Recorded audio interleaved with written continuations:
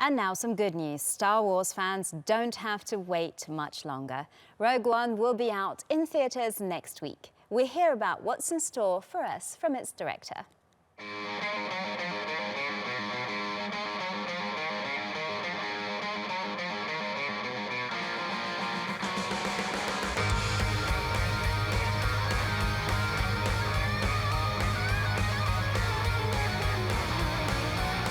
Are you a Star Wars fanatic?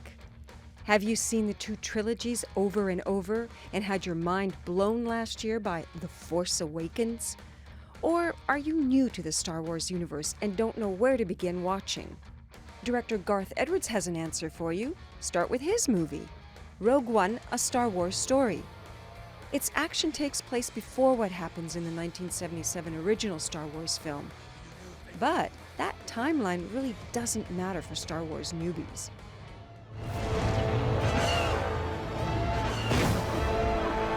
You don't have to have seen Star Wars to come see this film. Like, you could have never seen it in your life, and everything you need to know you learn during this movie. You don't need to read it. And then my goal would be, if we do our jobs properly, that hopefully by the time it ends, the first thing you want to do is go home and watch A New Hope and see the rest, if you haven't seen it before.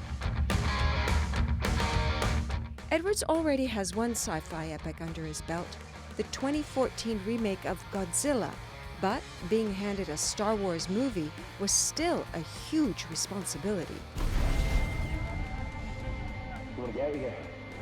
It's nice now because we've had this big secret for so long, and you can't tell your friends, you can't tell your family, you can't tell anybody, and then suddenly it's like, here you go.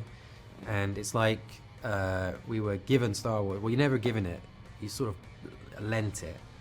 And we've been this surrogate mother for a bit, and now we're giving it back to the world and saying, hope you like it.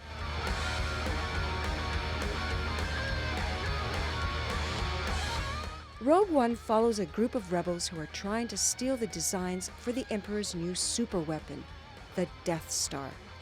The film promises super special effects, but it's being praised for another reason too: diversity.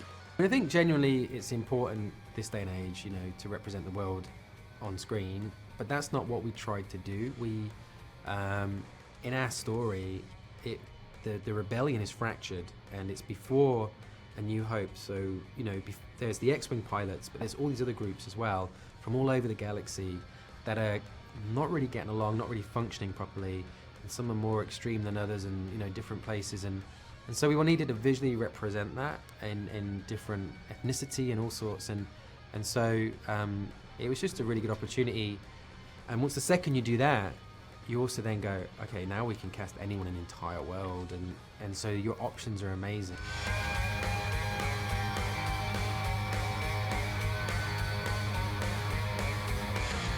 The cast includes actors from England, Mexico, China, Denmark, and the United States. And if you're a Star Wars fanatic rather than a rookie, you might even say that the Force brought them together. After all, it binds the galaxy together.